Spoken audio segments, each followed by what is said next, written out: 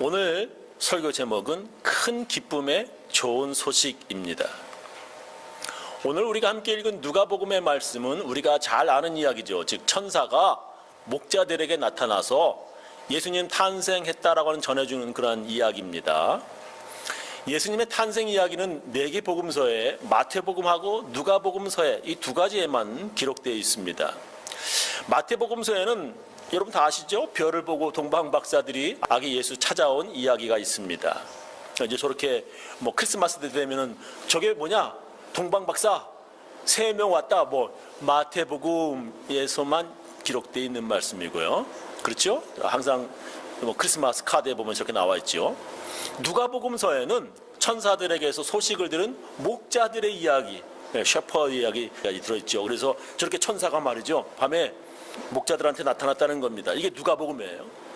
예수님의 탄생 이야기가 들어있는 마태복음서와 누가복음서를 보면 이게 나사렛 예수, 그죠? 나사렛 예수. 나사렛에서 자란 예수님께서 왜 베들레헴에서 태어나시게 되었냐? 이거를 두 복음서가 설명을 하고 있습니다. 먼저 나사렛과 베들레헴이 어디에 있냐? 지도를 한번 살펴보겠습니다. 먼저 우리가 나사렛입니다. 여기가 나사렛이고 여기가 바로 베들레헴이에요. 위에는 예루살렘. 예루살렘이랑 베들레헴이랑 가까워요. 그래서 베들레헴에서 나사렛까지는 69마일. 그러니까 여기서 40일 정도의 거리가 됩니다. 지금이야 차 타고 1시간밖에 안 걸리지만 옛날 같은 경우는 한참 걸리는 겁니다. 그래서 그 40일에서 무슨 일이 벌어졌는지 잘 모르고 인터넷이 없는 세상이니까 그렇게 이 베들레헴이랑 나사렛이랑 꽤 거리가 멀다 하는 것 대충 이렇게 알고 계시면 되겠습니다. 이 나사렛에서 자라신 예수님과 베들레헴에서 태어나셨다는데 왜 이렇게 멀리서 태어났냐? 그리고 왜 나사렛으로 살았냐라고 하는 설명이 이제 마태복음서에는 동쪽에서 별을 관찰하며 점을 치는 동방박사들이 페르시아 쪽에서 왔다는 얘기예요. 예루살렘에 와서 새로 태어난 왕이 어디에 있느냐 하면서 수소문 하면서 사건이 벌어집니다. 마태복음에서는. 그래서 헤롯 왕이 그 아기 예수를 죽이려고 하니까 베들레헴에 살던 그 부모는 천사의 경고를 받아 아기를 데리고 이집트로 피난을 갔습니다. 마태복음에서는 그렇게 나온단 말이에요. 그리고 아기를 죽이려던 그 왕이 죽자 이집트에서 이스라엘로 다시 돌아왔으나 그 왕의 아들이 있는 그곳에서 멀리 떨어진 나사렛에 가서 살았다라고 마태복음에서는 설명을 합니다. 그러나 누가복음서는 좀 달라요. 요셉과 마리아가 원래 베들레헴에 살던 사람이 아니라 저 북쪽 나사렛에서 살던 사람이었다라고 기록을 합니다.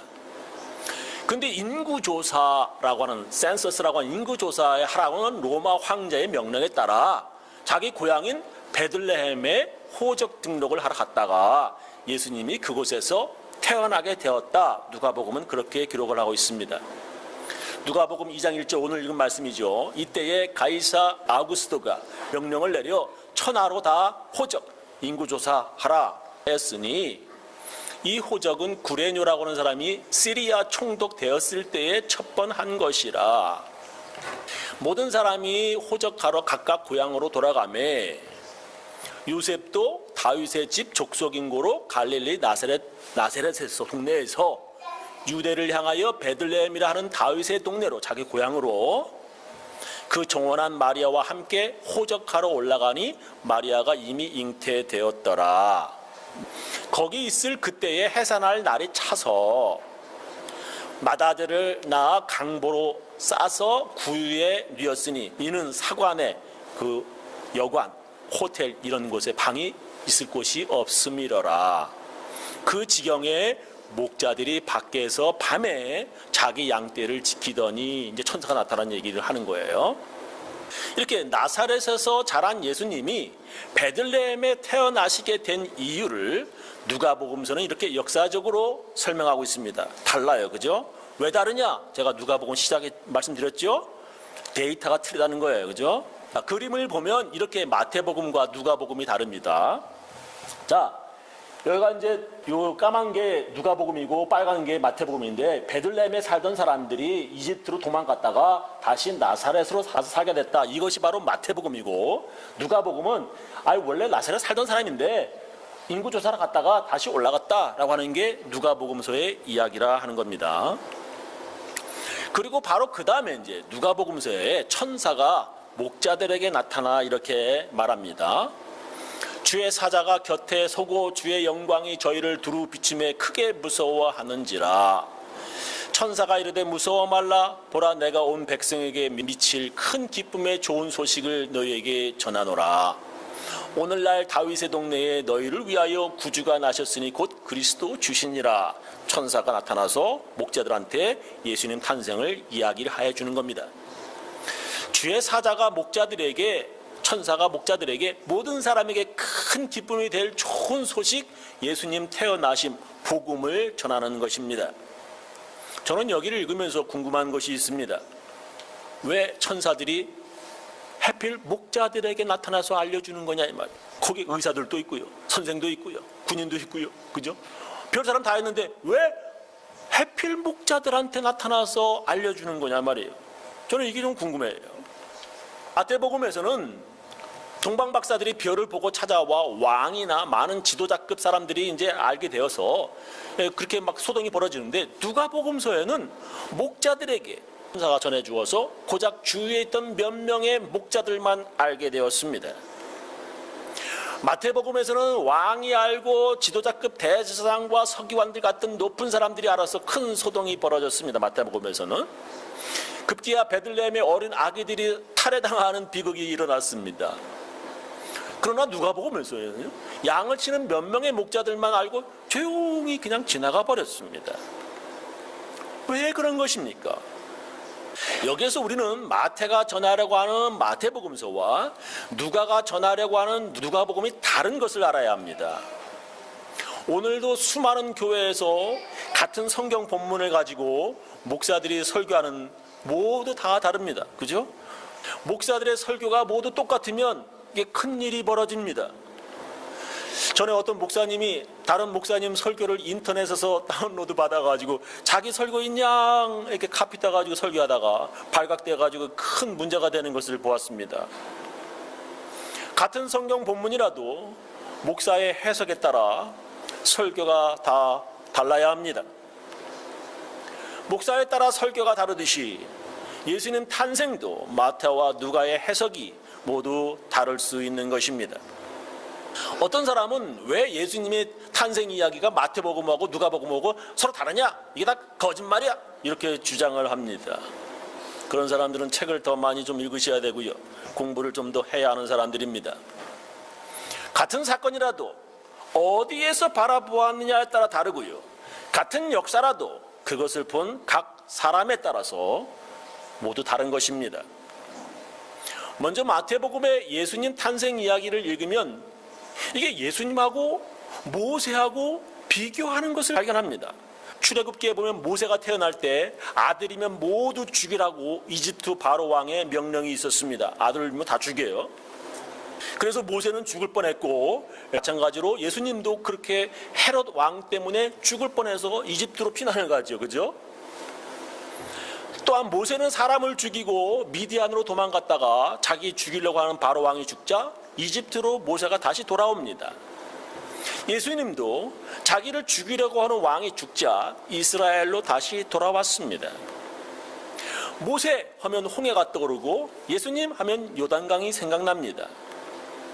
모세는 시내산에 40일 동안 금식하면서 십계명을 받았고, 예수님도 광야에서 40일 금식했습니다. 이렇게 40일 금식한 것, 모세랑 예수님하고 이렇게 비슷한 뭔가 비교를 하는 것이 있습니다. 모세는 두 번째 시내산에 올라갔다가 내려왔을 때 그의 얼굴에서 막 광채가 빛이 나서 사람들이 모세를 가까이 하기 두려워했습니다. 그래서 모세가 앞에다가 수건을 덮죠. 예수님도 산에 올라가셨다가 얼굴이 빛났고 옷이 빛과 같이 휘어졌다. 마태복음에 그렇게 기록되어 있습니다. 이렇게 마태복음은 예수님을 모세와 비교되도록 기록한 것을 보게 됩니다. 그 이유는 마태가 모세는 율법을 받은 사람으로 예수님은 그 율법을 완전케 한 분으로 기록하고 있기 때문에 그렇습니다. 그래서 마태복음 5장 17절 보면은 내가 율법이나 선지자나 폐하러 온 줄로 생각지 말라. 폐하러 온 것이 아니요 완전케 하려 함이로라 하는 말씀이 기록되어 있습니다. 이렇게 마태복음에서는 모세는 구약을, 예수님은 새로운 약속 신약을 증거하고 있습니다. 마태복음서에 모세는 율법을 받아 사람들에게 하나님의 법을 알게 한 선지자로, 예수님은 그런 하나님의 법을 지키지 못한 죄인들을 구원하시기 위해 오신 하나님의 아들임을 증거하고 있습니다. 모세는 율법으로 모든 사람이 죄인임을 드러내고, 예수님은 그런 죄인들을 구원하러 오신 그리스도임을 알리고 있습니다. 다음으로 누가복음을 보겠는데, 누가복음은 조금 다릅니다. 누가복음에서는 마태복음과 달리 모세가 아니라 세례 요한과 예수님을 이렇게 비교하고 있습니다. 마태복음에서는 모세와 예수님 비교하지만 누가복음에서는 세례 요한과 예수님을 비교하고 있습니다. 누가복음을 보면 특히 예수님의 탄생과 세례 요한의 탄생을 이렇게 나란히 비교하고 있는 것을 우리가 발견하게 됩니다. 이제 그 세례 요한의 부모에 대한 소개가 나오는데, 유대 왕 헤롯 때에 아비야 반열에 제사장 하나가 있으니 이름은 사가랴요 그 아내는 아론의 자손이니 이름은 엘리사벳이라. 세례 요한의 엄마 아버지 이름이 이렇게 잘 나오죠.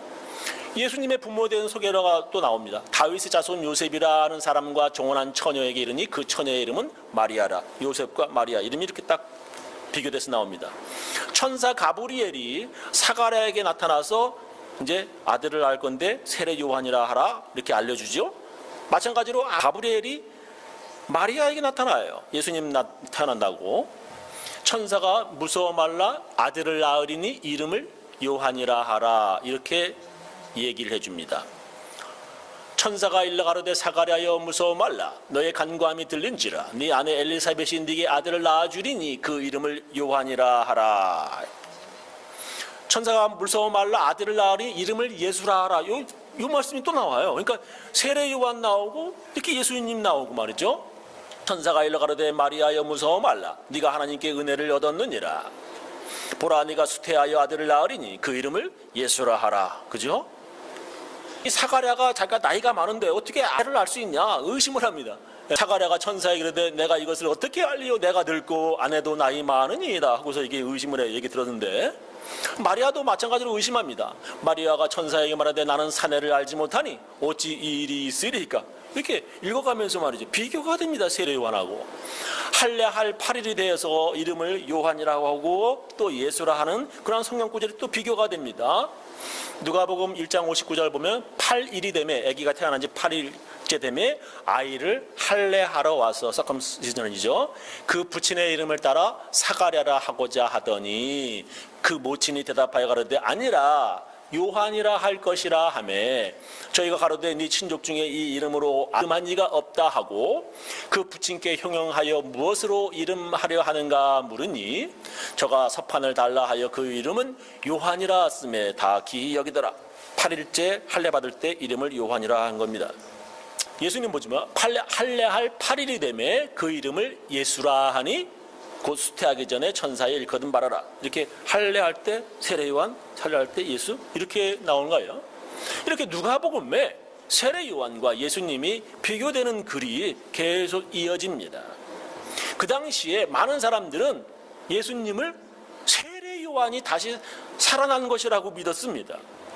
누가복음 9장 18절 이하 보면 예수께서 따로 기도하실 때에 제자들이 주와 함께 있더니 물어 가로되 무리가 나를 누구라고 하더냐. 대답하여 그러되 세례 요한이라 하고 더러는 엘리야라 더러는 옛 선지자 중에 하나가 살아났다 하나이다. 사람들이 예수님을 세례 요한이 다시 살아났다, 엘리야가 다시 살아났다라고 했다는 것입니다. 사람들은 예수님을 세례 요한, 엘리야, 다른 선지자들과 같은 그런 선지자로 알고 있습니다. 특히 세례 요한이 살아났다는 사람들이 많았습니다. 조금 전에 말씀드린 대로 누가복음에 예수님의 탄생 이야기가 세례 요한과 나란히 기록되는 것은 그렇게 둘이 비슷하다는 것이에요. 예수님하고 세례 요한하고 비슷하다. 사람들이 그렇게 생각했어요. 그렇게 비슷한 두 사람은 사람들에게 세례 주시는 것도 그죠? 똑같고 또한 회개하라라고 하는 설교도 예수님과 세례 요한이 비슷했습니다. 그러나 서로 다르다라고 특별히 누가복음은 말씀하시고 있는 거예요. 세례 요한은 예수님을 하나님의 아들로 증거하기 위해 온 사람이었고, 예수님은 세례 요한이 증거한 하나님의 아들이라고 하는 것을 누가복음은 말씀하시고 있습니다. 둘이 확실히 서로 다르다라고 하는 것을 누가복음이 지금 말하고 있는 것입니다.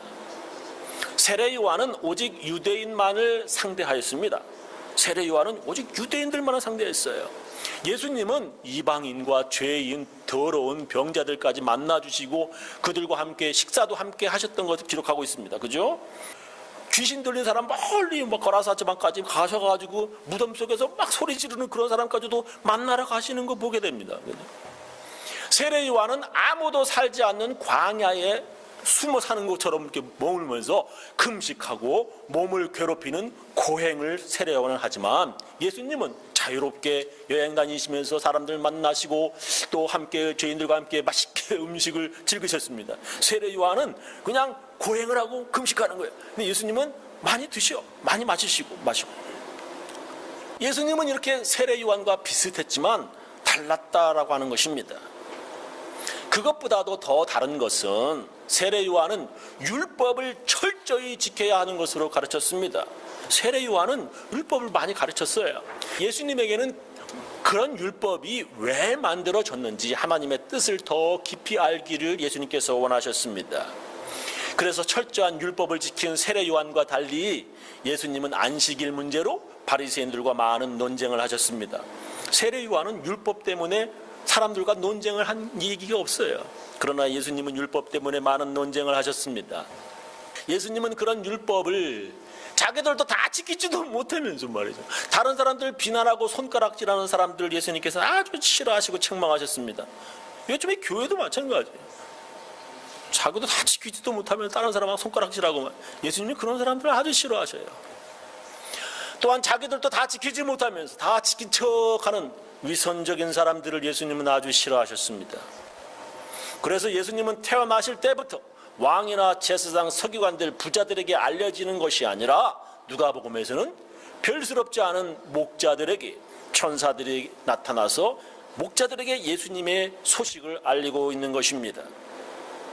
천사는 그 당시에 율법을 철저히 지킨다고 하는 바리새인들에게 나타나서 예수님 탄생을 알려준 것이 아니에요. 양을 돌보기 때문에 안식일을 제대로 지킬 수 없는 목자들에게 천사들이 나타났습니다. 양치는 목자들은요, 안식일에도 양에게 풀을 먹이기 위해서 밖으로 양 데리고 산과 들로 걸어야 했습니다. 지금이야 가축들에게 줄 사료들 월마트에서 사고 이렇게 롯에 사고 그러지만, 그 당시에 목자들은 안식일이라도 풀 먹이기 위해 양떼를 데리고 밖으로 나가야 했습니다. 그래서 그 당시 안식일을 지킬 수 없는 목자들은 부정한 직업이라고 분류해 놓은 그런 책들이 지금도 발견하게 됩니다. 누가복음 13장에 보면 안식일 논쟁의 기록이 있습니다. 누가복음 13장 10절에 보면 안식일에 한 회당에서 예수님께서 가르치실 때에 18년 동안 귀신 들려 앓으며 꼬부라져가지고, 이렇게 18년 동안 등이 완전 꼬부라져가지고 조금도 펴지 못하는 한 여자가 있더라. 안식일에 예수께서 보시고 불러 이르시되 여자여, 네가 네 병에서 놓였다 하시고 안수하심에 여자가 곧 펴고 하나님께 영광을 돌리는지라. 회당장이 예수께서 안식일에 병 고치는 것을 불내어 무리에게 이르되 일할 날이 엿새가 있으니 그동안에 와서 고침받을 것이요 안식일에는 말 것이니라 하거늘. 어찌 보면 이 회당장의 말이 옳다고 생각이 됩니다. 그죠? 아니, 회당장의 말은 다른 날도 많은데 왜 꼭 안식일을 범하면서까지 치료해야 하느냐는 것입니다. 18년 동안 꼬부라지고 허리를 펴지 못한 여자인데 지금 당장 치료하지 않으면 그 여자의 목숨이 위태로운 것도 아니라는 것입니다. 그죠? 다른 날 하면 되지 왜 꼭 그렇게 안식일을 하냐는 거예요. 그러니 안식일 말고 다른 날에 고치라 하는 것입니다. 그러나 예수님은 주께서 대답하여 가라사대 외식하는 자들아 위선적인 자들아 너희가 각각 안식일에 자기의 소나 낙이나 양이나 마구에서 풀어내어 이끌고 가서 물을 먹을 거를 꼴을 먹이지 아니하느냐. 그러면 18년 동안 사단에게 매임받은 이 아브라함의 딸을 안식일에 이 매임에서 푸는 것이 합당치 아니하냐. 예수께서 이 말씀을 하심에 모든 반대하는 자들은 부끄러워하고 온 무리는 그 하시는 모든 영광스러운 일을 기뻐하니라 라는 말씀이 있습니다. 예수님은 너희가 안식일에도 소나 나귀를 풀어내어 이끌고 가서 먹이지 않느냐 물으십니다. 가축들도 야 하루 굶는다고 죽냐? 안 죽는데 안식일에 풀어주듯이 먹을 거 먹이듯이 18년 동안 그렇게 구부러져 산 그 여자를 안식일에 자유롭게 해주는 것이 무슨 죄가 되냐 예수님께서 말씀하십니다. 그 당시 목자들은 자기들이 안식일을 지키지 못하면서도 양들을 먹어야 했고요. 목자들은 안식일을 범하면서까지 양들을 해치려고 하는 짐승들과 맞서 싸워야 했습니다. 양들을 지키기 위해서는 걸어야 했고 나가서 싸워야 했습니다. 안식일을 범하면서까지 싸워야 되는 양들을 지켜야 되는 거예요. 율법을 철저히 지킬 것을 요구하는 세례 요한에게 목자들은 책망받을 율법 지키지 않은 사람, 그런 사람인 것입니다. 그러나 예수님은 그런 목자들을 이해하시는 하나님의 아들이십니다. 예수님은 안식일을 범하면서까지 치료하시는 하나님의 아들이십니다. 천사들이 목자들에게 전한 온 백성에게 미칠 큰 기쁨의 좋은 소식은 목자들에겐 이게 복음이었습니다. 안식일을 범하면서까지 치료하시는 예수님을 다른 사람들은, 바리새인들은 이해 못하지만 이 목자들은 이해하였다는 것입니다. 그래서 예수님의 마음을 이해하는 목자들에게 천사가 나타나 알려주는 것입니다. 목자들은 율법을 다 지키지 못한 죄인들이 듣고 크게 기뻐할 좋은 소식이 무엇인지 목자들은 바로 이해하였습니다.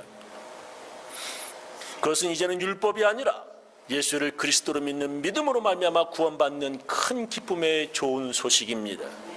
요약하면서 제 설교를 마치겠습니다.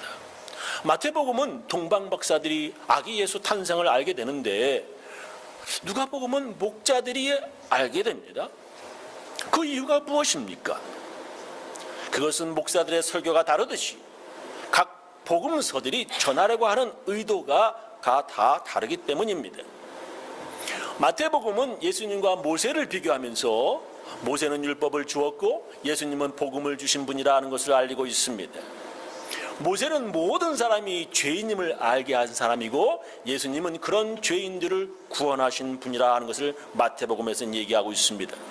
누가복음은 예수님과 세례 요한을 비교하면서 세례 요한은 오직 율법을 잘 지키는 유대인들만을 외웠지만 그러나 예수님은 율법을 지키지 못한 죄인들을 구원하시기 위해 오심을 말하고 있습니다. 그래서 누가복음에는 안식일을 범한 목자에게 천사가 나타나 기쁜 소식을 전합니다. 이 사람들은 기쁜 소식이 무엇인지 금방 알았어요. 안식일을 범하면서까지 자기 양들을 지키는 목자들은 안식일에 치료하시는 예수님을 그 누구보다도 더 잘 이해하였습니다. 목자와 같은 죄인들은 다들 죄인이죠. 목자와 같은 죄인들은 예수님이 누구신지 알았지만 자기가 죄인인지 모르는 바리새인들은 예수님이 누구신지 몰랐습니다. 지금도 마찬가지입니다. 교회 다니면서 내가 무슨 죄인이야? 아니 옛날엔 죄인이라고 느꼈어. 그래서 눈물도 흘렸어. 그러나 이제는 다 잊어버렸어. 그런 사람들은 예수님을 모르는 사람들입니다. 그러나 죄인들은 예수님이 누구신지 알았다는 거예요. 자기도 율법을 다 지키지 못하면서 다른 사람들을 손가락질하는 사람들은 예수님을 모릅니다. 그런 사람들은 교회에서도 예수님을 모르는 사람들입니다. 자신의 죄인임을 아는 사람들만이 예수님이 누구신지, 왜 복음인지 아는 것입니다. 안식일을 범하는 죄인이라고 손가락질 받던 목자들은 천사가 얘기해주는 이 복음, 온 백성에게 끼칠 정말 큰 기쁨의 좋은 소식, 그것이 무엇인지, 예수님이 누구신지 알았습니다. 저는 우리 교인들 모두 자신의 죄인임을 깨닫고 나 같은 죄인을 구원하러 오신 예수님을 믿어서 하나님의 은혜 안에 살아가시기를 예수님의 이름으로 축원합니다. 기도하시겠습니다.